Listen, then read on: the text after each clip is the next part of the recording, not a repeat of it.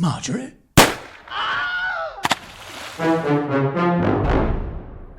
Hello, everyone. Welcome to Mark's Day's Creative Differences, a monthly live stream where I talk to writer friends about those little things that make a big difference to their craft and careers, in the hope that we can give readers some insight to the creative process and writers and other creative folks some practical advice they can actually use.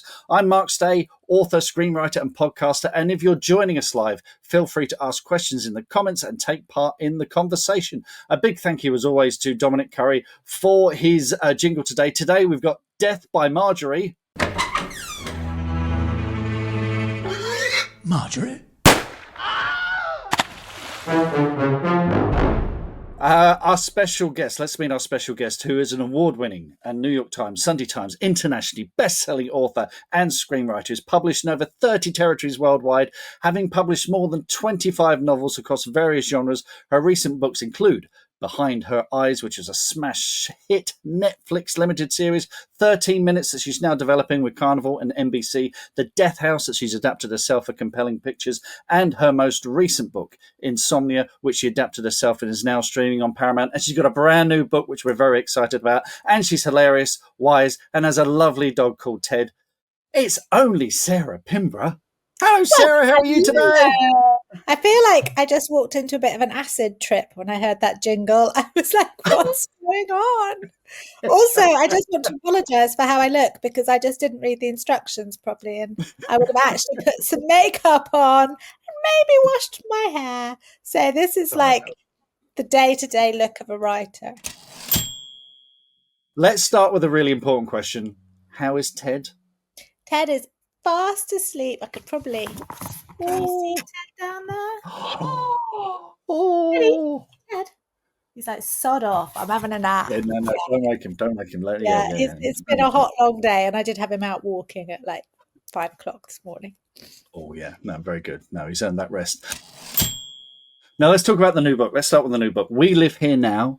It's out on 4th of June. It's Apple Books staff pick. It's Amazon.com editor's pick. It's NetGalley's book of the month for June. Tell us more. It's really exciting. Thank you. It is a book. It is about a couple called Emily and Freddie, who she broke her leg on holiday and then she got sepsis. She's been in a really bad way in hospital. She's dead for a little while, was in a coma. There are a couple with secrets in a house with secrets, and it goes rapidly downhill for both of them. But Emily starts to think that the house is haunted, but because she's had sepsis, there is a thing called post-sepsis syndrome, which can affect your auditory and your, you can hallucinate. And so she's not sure if she's seeing something. We're not sure if Freddie's gaslighting her. One of the taglines is, how do you solve a murder that never happened? She starts to think someone was murdered in the house, but there's no history of anyone being murdered in the house. It's claustrophobic, it's heightened, it's gothic in its atmosphere. There's a lot of misty moors. There's a lot of odd people in the village. And I just think that relationships start with lies. I once told someone that I liked classical music because they liked classical music. And it was a long 3 years, Mark. I was hoping I would learn to like it. I could see it was skilled. It's a bit like art. I know it's good, leaves me cold. I like pictures and stuff, but if someone says to me, should we go and look at an art gallery? I'm like, I am never shagging that man. That is like, it's not happening. Not happening for me.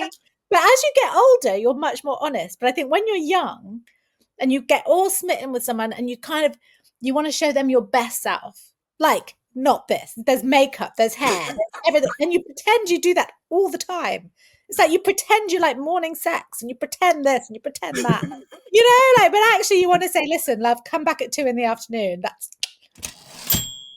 I think the longest I've managed is 3.5 years. And I'm not entirely sure I was faithful throughout that. I get to about 3 years. About 3 years, I'm peeling my own eyes out with boredom and just needing my own space. So I'm fascinated by people who can do it. And I kind of envy it. I think there is something lovely about having a partnership and having someone to go on holiday with or having all these things. But I blame boarding school. Emotionally incompetent, I think would be the phrase. Right. I very often talk, we have a thing called the green room where we talk about writing advice. And I bang on and on about things like central dramatic arguments and themes. And when you say, what is your book about? You've just given us a brilliant example because it's about the lies couples tell each other. And that thematically, runs through the whole story. And it's so strong because we spent, 8 minutes talking about it already. And I think we could talk about it all night. And that's what I think makes your book so compelling because it is these terrible It's that truths that awful word, relatable. relatable, Relatable. relatable equals commercial Yeah, equals money in the bank. totally. Yes, Mike says 100%. All you need is a dog, and we had Mike and his dog on here a few episodes ago, folks. I'll put a link in the show notes. You can check that episode out. I am a professional. I'm sorry. Now, the book is set in Larkin Lodge, which, again, like all great sort of gothic horror mystery houses, has all sorts of strangeness to it. Tell us about Larkin Lodge, and is it based on a real house? Larkin Lodge is built on a crossroads in Devon, out just a little bit out of the village on a hill. So it's like just got moorland around it.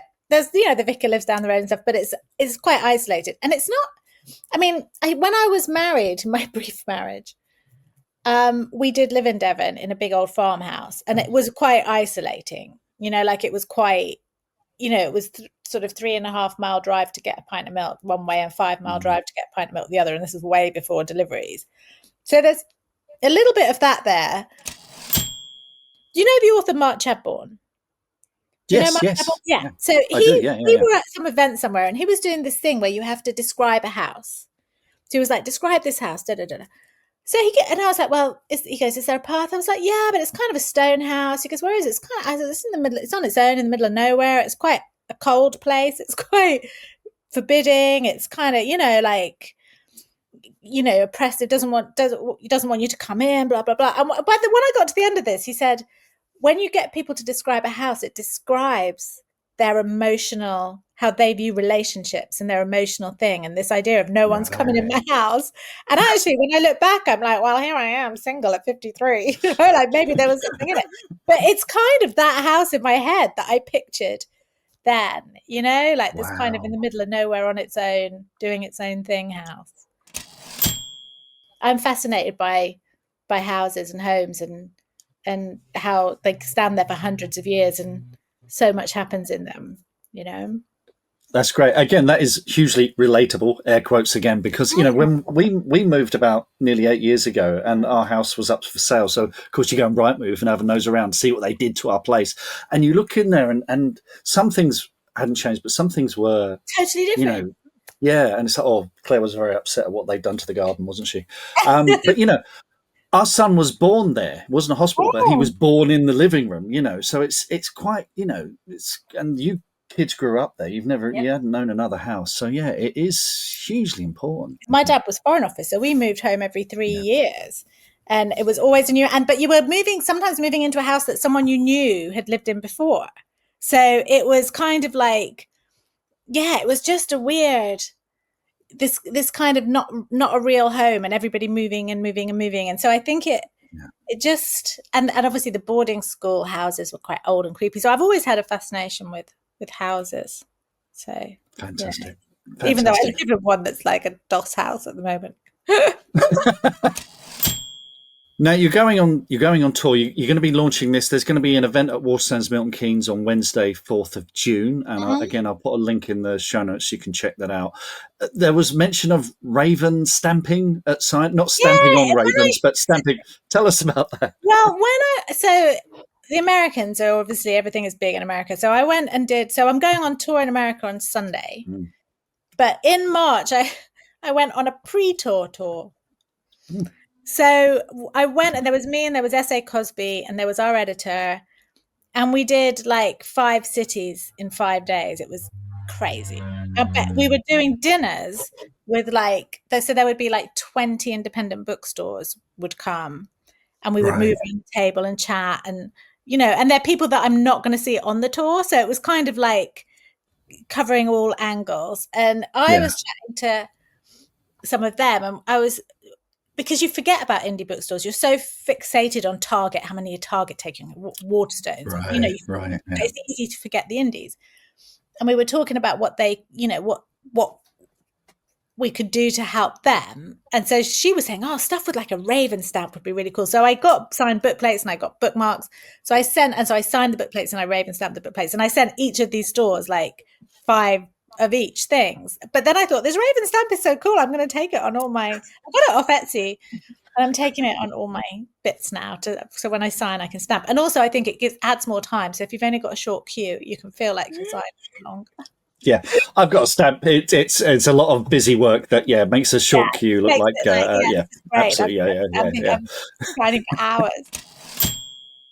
Now, the US tour, I mean, it sounds very glamorous. You're going to Plainville, Carle Place, Scottsdale, Houston, St. Louis, Franklin, but I bet it's exhausting, isn't it? I mean, how do you prepare for something like this? Well, the Behind Her Eyes tour was awful. I mean, I'd never had a tour before and I really was looking forward to it. But I mean, I say awful, it wasn't awful, but it was 2 weeks. I was on my own. So it wasn't but I preferred that. I don't think I'd want a publicist with me the whole way, because then you're kind of on the whole time. Whereas this was like, but it literally is normally plane, hotel, car event, plane, hotel, car event. But this time, when we did that little 5-day tour, my editor, Christine, she was traveling with me and it was great. We became like best buddies, and she is one of these super fit people. She's one of those women that will wear thick those like runners tights, those that are really firm, like Lycra, like normal women, you take them off and your legs just go, whereas if she took them off, her body would stay exactly as they were in the Lycra, like she's really super fit. Right. And she's only, she's like 40, but on day 3, and we'd had one plane broke, we'd had to go on a different plane, we almost missed a lunch, and then we'd almost missed a dinner, and then it was just like, and then you're doing a dinner, you're on for like 4 hours, and then you get back to the hotel, it's midnight, you're up at 5 to get. Day 3, we're on this train, and she looked at me and she went, Sarah, and I said, what? She goes, this has been really good for me. And I said, what do you mean? She said, I send people on tour all the time. And I think, how hard can it be? You're on a plane, you get on a car, you go to the thing. She said, this is day 3 and I am broken. So she then went and looked at my tour schedule, because I've had quite a lot of injury over the past 4 years. And although I'm a lot better, like there's still moments that if you're sitting in a plane for a long time, things can hurt afterwards. So she factored in, like, number 1, we have Memorial Weekend, so long weekend in the middle, which will make a massive difference. And then I decided, I was dreading it a little bit. And I thought, what can I do to make this better for me? I'm taking my best mate, Baria, with me. So I paid for her to come with me. So I was like, do you want to come on tour with me? She was like, go on then. So yeah, so she's coming with me. So now it's like so much more fun, because we're doing all the traveling together. And it's that thing of, you get back to a hotel and you've done your event and you just want a glass of wine, but you're having a glass of wine on your own in the hotel bar. Whereas if there's 2 of you, and if something goes wrong, it's funny when there's 2 of you. Like if you miss a plane or a plane breaks down, or, like you've got to, like we had this one when we were traveling and we sat on the plane for ages, then we had to go back, we had to get off the plane, we had to get on a different plane. And that took, we literally had 20 minutes when we got to the thing before the event. Whereas if there's 2 of you, it's funny. I want to talk about your career before and after Behind Her Eyes, because, I used to sell your books at Orion, loved your books at Orion. You say sell my book. That's a very generous way of looking at my past career. well, this is it. We all loved you at Orion, and then you had 13 minutes did all right. 13 minutes suddenly was like selling like 100,000 paperbacks, but it was a quiet success, Yeah. But then we have this thing, Behind Her Eyes, which was, phenomenal, absolutely phenomenal. So how would you describe the changes in your career before and after? I think you published something like 20 novels before this came out. This was my 23rd. Is this lighting all right? Can you see me okay? Yeah, it's great. It's just getting dark around me, so I'm getting the light off the computer. It's probably better on the way my face looks. It's when you get that big success, it's great, obviously, and financially it's great, and everything is great in that department, and you can't complain, and you literally, I can see why people end up hanging out with people often at events at a similar career level, because I can't go to some of my old horror. I mean, I can because they're my mates. But if I start bitching about my career to some people, they're going to be like, "Oh, come on," And I would be the same. If it was me, I'd be like, "Come on, go and cry on someone else's shoulder," whatever. But the problems are different, and I think also when you wait that long for a big success, and I kind of calculated it because I had realized that writing weird stuff was not going to get me there, and I knew I needed to write something commercial. But if I could write something commercial that also hit my tick boxes, so Behind Her Eyes did do that, So it was kind of the sort of psych thriller with added me. But I was very mercenary about it to a certain extent, because I think there's only a certain amount of shelf life if you don't hit the next level. I was worrying that I was going to start sliding down the scale and not going the right way on the scale. But then, of course, you have all the fear of not getting that. And hitting the top 10 was never a thing that ever crossed my mind. It was like, have we got any books in Waterstones? Great.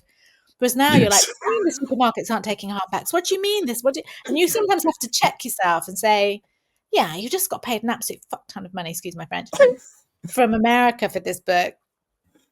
Just take it. But it's that fear. The fear never goes. And in some ways it's, the fear gets bigger because there's more to lose, as it were. The only way is to come down, really. And I mean, obviously you could go Richard Holzman height, but that's never going to happen for most people, But that said, it's all been jolly nice, and getting into the TV writing and doing my own show, and but I think it's it's restrictive in a different way. Like when I was writing for Galance or whatever, when they're only paying you 10, 15, 20 grand a book, let's say, tops, really, there for me anyway. Obviously probably different for Ben Aronovich, but for the majority of Galance Orion authors, you come in at a 10, 15 grand deal per book. That's about your standard.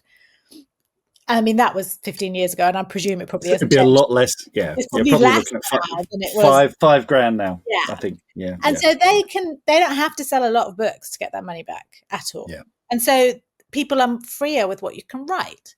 Whereas when they're paying you X amount and you've hit this, they'll be like, well, that idea is too horror. That idea is too sci-fi. That idea. So you have to try and angle it. And I mean, at least with this switch to Orion, I'm getting a bit more sort of horror-y, a bit creepier. I mean, this is still a thriller, but there's definitely a gothic creepiness to it. Romantasy is so huge. TikTok romantasy, Richard Osman, that's your top 10 taken care of. No one cares. Like, I care about my hardback in the UK. I don't expect to sell anything in hardback in the UK. It's all about the paperback. Whereas in America, it's all about the hardback. So you kind of have the two sides of the coin. But it's also demoralizing when you've got a hardback coming out and you're like, if we sell 500, I'll be happy. And obviously ebook and audio, all that stuff, hopefully will sell. But it's hard enough to, like, at least when I switched, psych thriller was a solid bet, and I was reading them. So it wasn't like I wasn't enjoying those stories and I wanted, to try something different. But it's trying to find something that is commercial, that floats your boat. To be fair, I think there is still a market for horror. Horror is coming up a little bit, but I think folk horror has probably had its day. I feel like that's tilting a little bit. But yeah, and you know what it's like. By the time you write the book and sell it, the whole market's changed anyway. Yeah, it's all moved on. Was there ever a conversation at HarperCollins about you writing under a pseudonym? Because what you hear a lot from authors is, oh, my book at X publisher didn't work. I've signed up with a new publisher, but they want me to change my name because the Nielsen figures aren't good, the sales tracking isn't great, the retailers worry about that stuff. Was that ever a conversation? No, and with Behind Her Eyes, America paid me a lot of money for it, but the UK didn't, because they couldn't justify it. Like Tasha Barden was like, I'd love to pay you like 100 grand. We can't. I think they paid me 25,000 for that book and bonuses. I mean, obviously it earned itself out very nicely. Thank you very much. I mean, America paid me a lot more for it. But but they said, what we'll do is we will market it like we've paid you 150 grand for it. you know. So they said we love this book. They got it in the supermarkets, they got it to #1, they got it, you know, like, so they pushed. But no, there was never, and I think partly because when I was at Gallant's, when I wrote the YA trilogy, they made me do it. Joe Fletcher made me do it under a different name, and they just Sarah Silverwood, wasn't it? Yeah. I think they're coming out again under my own name. But yeah, so I mean, I think as well, 13 minutes had done well. So the track was good on 13 minutes. Right, okay. You know, and the 13 minutes was the one before Behind Her Eyes. So yeah. Because I've never been convinced by that argument. I think it makes publishers' lives a bit easier because they can say, "Oh, a debut," and get all that debut excitement going. I don't think readers give two They called hoots. it a debut. They still called it a debut. They still call Behind Her Eyes a debut. Thriller debut. Yeah, I mean, Steve Mosby now does Alex North. Is it Alex North? Yeah. He does his under. Yeah, and you know, that's done him well.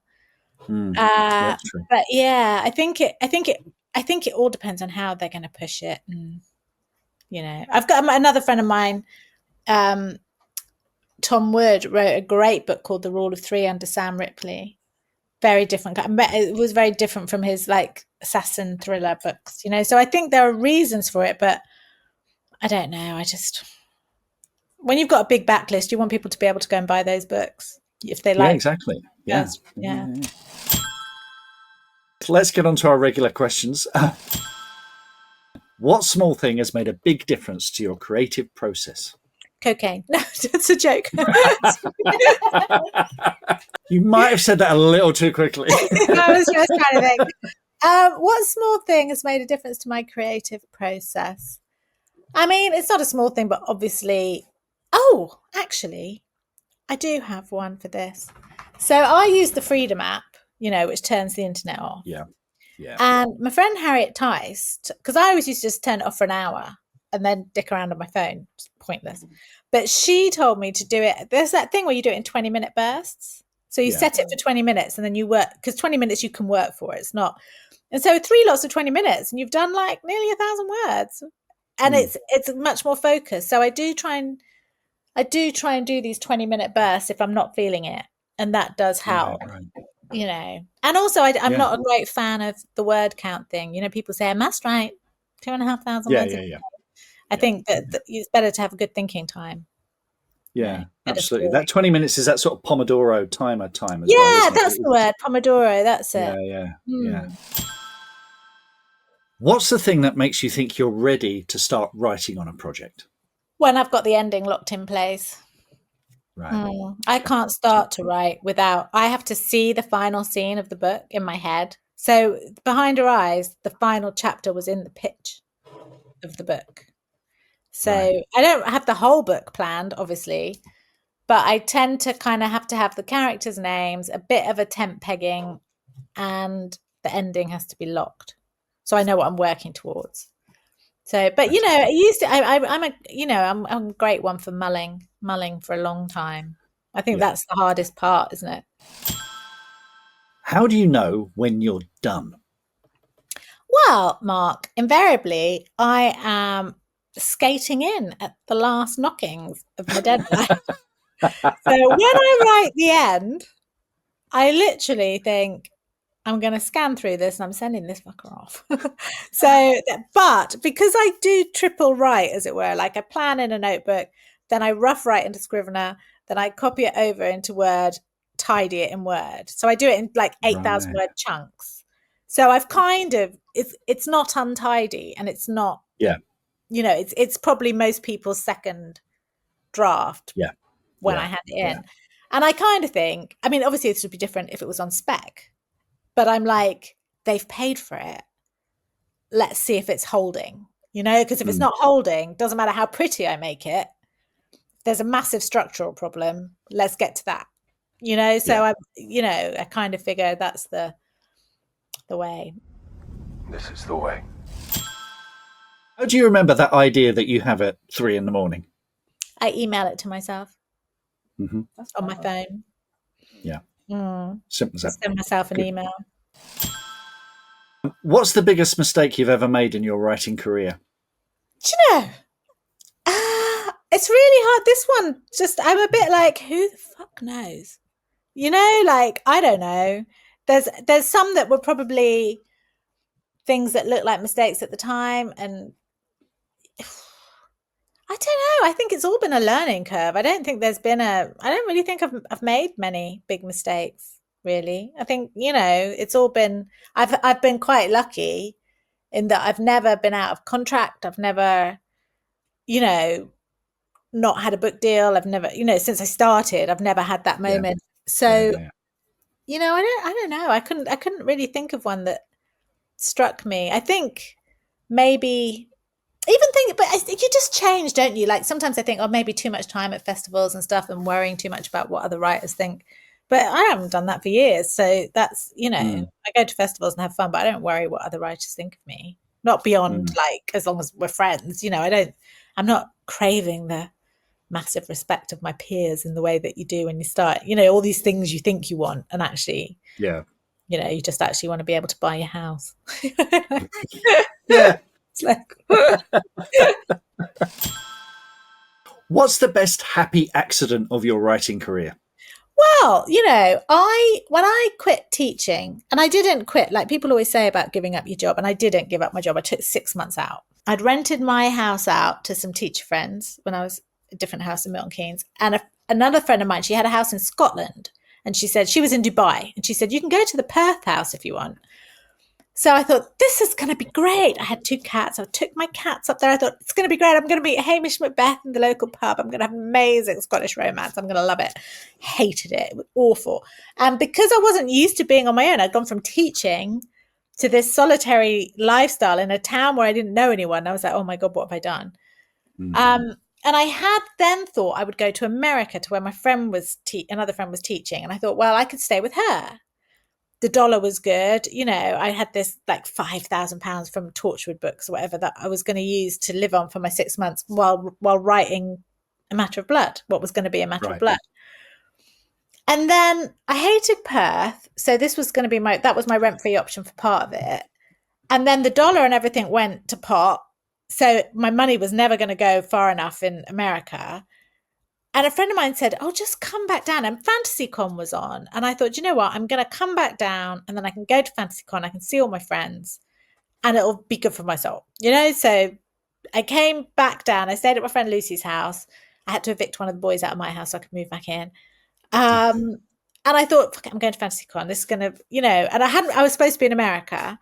So I go to FantasyCon. I was up for, The Taken was up for Best Novel, one of my leisure books. And while I was there, Joe Fletcher was speaking to Steve Jones and said, oh, is Sarah only writing the straight horror stuff? And Steve was like, no, I think she wants to break out of that. So she then said, let's do lunch. So then Mark Chadbourne was a bit of a writing guru to me at this point. And I messaged him because he was doing well and, he seemed very business savvy. Yes. And I said like, oh, I've got this lunch with Joe Fletcher. And he said, well, if she's taking you for lunch, she wants to buy you. So she wouldn't do it otherwise. He said, have you got something to pitch? I said, yeah, I've got this book. He said, can it be 3? Because why sell one book if you can sell 3? And I was like, So I stretched my pitch out to 3. I expanded the story. So yeah, my happy accident was not going to America and coming and getting a 3-book deal with Galant's instead. So then I didn't even have to write the book on spec. So she bought it. And so then I've never gone back to work.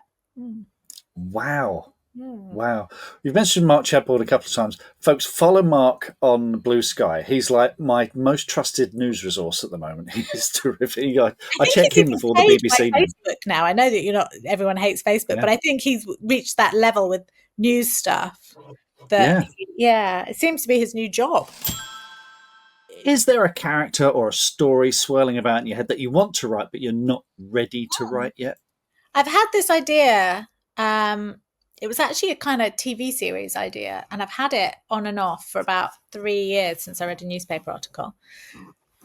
And I was speaking to sounds so twatty, my American team. And because we were talking about TV or film and blah, blah, blah. And I think what I'll do is I'm going to write it as a novella first, so that I've got the story and then I've got the IP, and then we'll do it that way, and then I'll move it into TV. But that has been, and I feel like, I mean, obviously I've got another book to write after this one, but I feel like I'm about ready. Like I know the type of, I had the concept, but whether it was going to be a thriller, whether it was going to be this, but now I think I know what I'm going to do. But yeah, and I do sometimes think, so I've got an idea for a horror film. I mean, it's totally an unsellable horror film, but I still want to write it, and that's been percolating since about 3 years, but I've not got around to it yet. Have you ever been to a house you were convinced was haunted, or have you ever had any spooky experiences in a property? When I was in my 20s, I worked for a letting agent, and there's a town up the road called Wolverton. It's an old railway town, so it's got like kind of 18th, 19th, early 19th century houses, terraces, and I was going to show it to sort of a group of girls who were sharing. So I went in first to just check, because sometimes, you go in and someone's wrecked it, and, so I was just checking that it was all right. And I was walking around this house, and I thought, this is quite a nice house. I'd be happy to have this house, good house. And then I went upstairs, and I went in one bedroom, and I thought, this bedroom's fine. And then I went in the middle room, which was a double bedroom, and I literally thought everything bad in the world has happened in this room. I just had this awful, awful feeling, really awful feeling. And I don't believe in ghosts and stuff, but I did have this truly horrendous feeling. I couldn't stay in the house. And so I went and waited outside. And then when they came to look around, they rented it. It didn't bother them at all. And I went in again when I was showing them around. I was like, nope. Something very bad happened in this room. It happened again. Yeah. Wow. I would never go back in that house now. I would never go near that house. Wow. It's very strange. But then again, when I was at boarding school, when I was about 14, 13, our door woke up in the night. Someone woke up and then woke me up, and they were like, the door. And we were looking at the door handle, and the handle was one of those round handles, and it was just going that way, and it was going that way. It was going that way. We were all just sitting there like, what the hell? We might have been like 12, actually. We were like, what the hell? There's a ghost. And then it stopped. And we were all like, that was a ghost. That was definitely a ghost. Until we found out the next morning that a girl in another room had slept walked to our door and had been on the other side turning the handle. So, I'm a great believer that there is a reason for things. But that house, that house, that room in that house. So that has gone into this. That's the upstairs room where I think she even says everything bad in the world happened in this room. Brilliant. Andrew Giles says, have you ever considered self-publishing to write stories that just tick your boxes? No, because I'm essentially too lazy for self-publishing. I don't understand the business of it.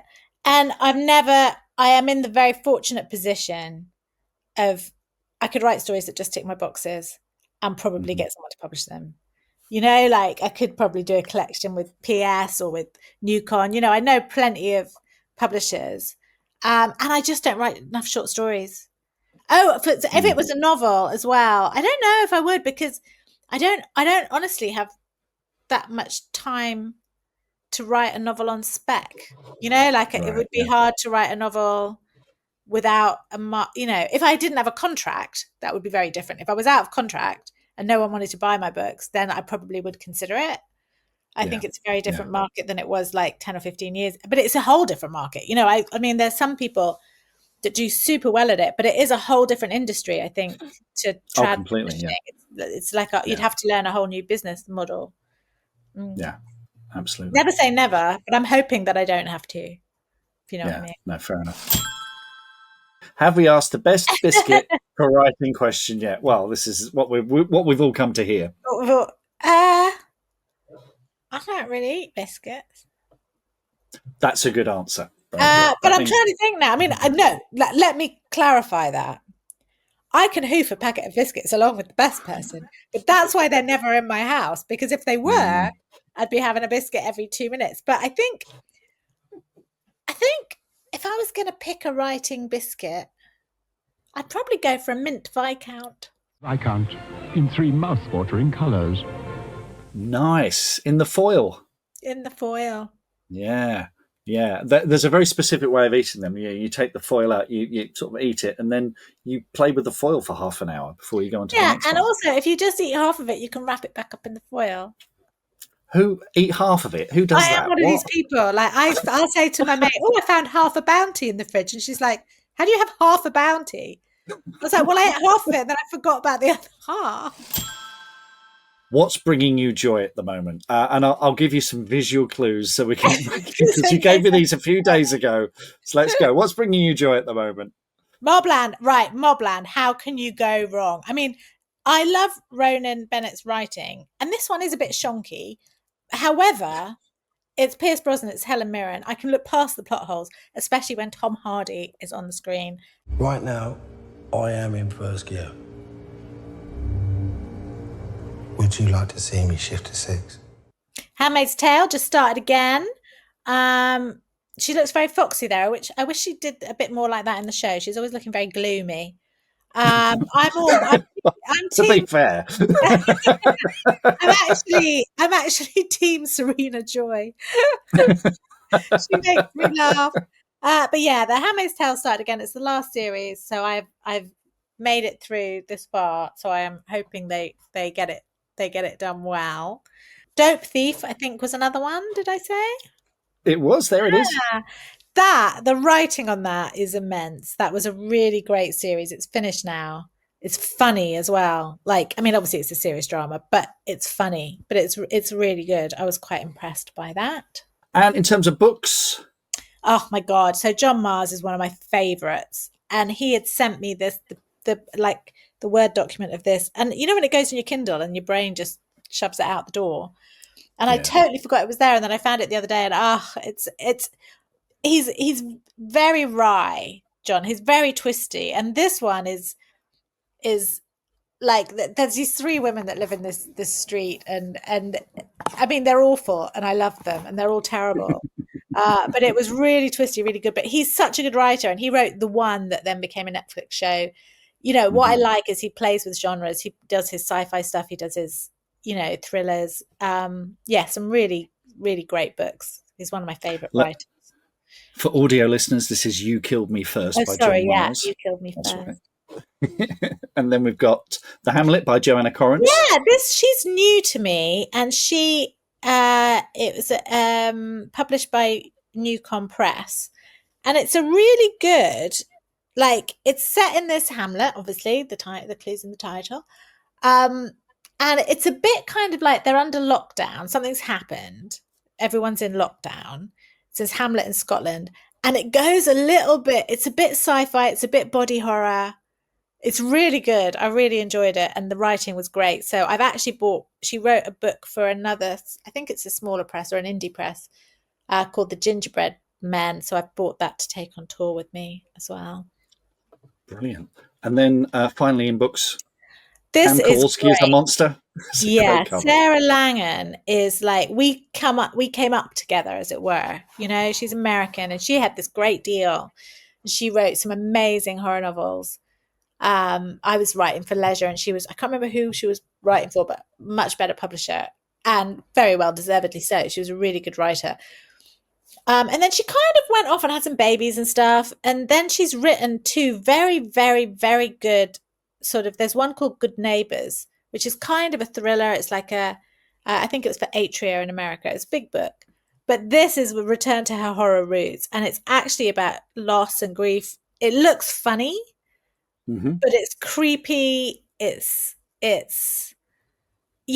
really, really great little horror novella with emotional punch. But she's always good. Sometimes you have to go back and remind yourself why you need to get better or try harder or try different. Yes. Yeah, so there's people that you always think, like, Mars, I'm like, oh, he knows how to get those twists just right. Yeah. And Sarah's writing is just amazing. And last of all, you mentioned early morning dog walks with Ted. That's bringing you joy. Yes, Teddy was my joy. It's going to be 11 this month. And so, we're trying to do like 4 miles in the morning, like normally before 7:30, we get that done. And he's just like, he's my joy. But he's lost 3 of his peers have died very suddenly. Oh, no. Recently. So it makes you a bit more like, one of them ate half a tennis ball and it got stuck in. And when they were given the operation, he had heart failure. Another one just dropped dead, like for no reason. and another one had sedation for a scan on, like, was getting a cruciate ligament operation. They brought them home, they were fine, and then they died that afternoon to do with the sedation. Ooh. So he's, he's reaching that Podcast age. is going to have to go out with a trigger warning. I know. So now he's playing on it massively, obviously, because he knows, obviously. So now it's like, let's just go for another walk. Let's do this. Let's do everything I want. But he's only going away for a month, so I don't like leaving him now. He's just like, dogs are just so great. I mean, I love cats as well, but dogs are just, they are just so good for the soul. Yeah, no question. They're good people, dogs. Yeah. I love how the lighting around you is getting more and more horror as we go on. I know. It's because I just did it because I didn't realize it was going to get dark. I thought it's summer. It's going to be light outside for ages. I know. I'm going to quickly run through what's given me joy this month. First of all, I haven't read it yet, but I've got my signed copy of The Devils by someone called Joe Apple Crumble or something. Yeah, he's some rubbish. up and coming fantasy. Some up-and-coming fantasy author who needs the publicity. Yeah. Looking forward to checking that out. The other thing I'm really enjoying at the moment is ANDOR Series 2, which is so good. But actually what I'm really loving about it is the generosity of Tony Gilroy, the showrunner, who is turning up on so many podcasts and talking about his writing process. He is just everywhere at the moment. If you're looking for good advice on writing a TV show, he's doling it out left, right, and centre, which I think is just amazing. And he's gone from this guy who couldn't give two hoots about Star Wars into the guy who's made the best Star Wars since The Empire Strikes Back. Welcome to the rebellion. In terms of music, It Ain't Me by Emily Zeck. I'm loving this. This is a delightful country and western song about a young woman washing her truck on a Saturday, and her elderly neighbour is gawping at her behind, and the battle that she has to convince his God-fearing wife that she's not the problem, it's her creepy husband who's the problem. It's like 3 minutes of pure country and western, which makes me think of that line from the Blues Brothers, we got both kinds of music here, country and western. That's been giving me absolute joy. And the other thing that's given me joy at the moment are Comic-Cons. I've been to Southampton and Maidstone and Reading last month. I've sold loads of books, met loads of new readers, so I'm going to be doing a whole bunch more. So some dates for your diary. I'm going to be at Tunbridge on the 18th of May. I'm doing the big one, MCM London, 23rd to 25th of May. I'll be there. I'm going to be at Hatfield on the 31st of May. Newmarket on the 1st of June, and in Suffolk Trinity Park on the 8th of June. So I really enjoy those.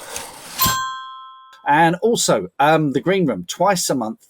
I run live sessions on Zoom where you can ask me questions about the craft of writing, your work in progress, the business of writing. Sessions are fun, informal, chatty. You can send me questions in advance. They're recorded live and saved on Ko-fi for exclusive access to Green Room supporters. I'll pop a link on there. There's a link below for the Ko-fi Green Room link there at the bottom. I'll put it in the show notes as well. It's £20 a month just to join in. And our next session is Wednesday, 14th of May, in a couple of days.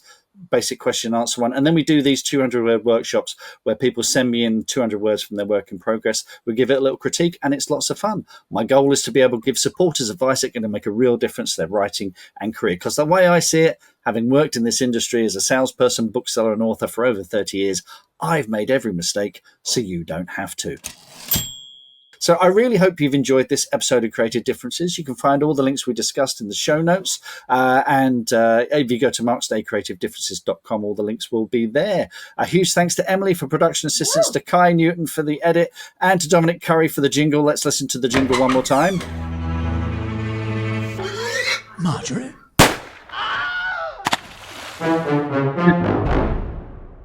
I always forget that bit. And a very special thanks to my guest, Sarah Pinborough, and to everyone who's joined me live tonight. If you're listening to the audio podcast or rewatching us on Facebook or YouTube, thank you very much, but we really missed you. And you are more than welcome to join us next month. Speaking of which, my special guest is going to be Nicola White, debut novelist. Nicola has loved books for as long as she can remember, particularly crime fiction. She writes novels and short stories for both adults and fiction. Her work has been listed for the Comedy Women in Print Prize, the Cheshire Novel Prize, the Daily Mail First Novel Competition, and she's got an amazing debut coming. She also used to work for Ottakers as well, and we're going to be talking about that too as well. So yeah, do come along and join us. 11th of June, 8 p.m. British Summer Time for the live stream on that.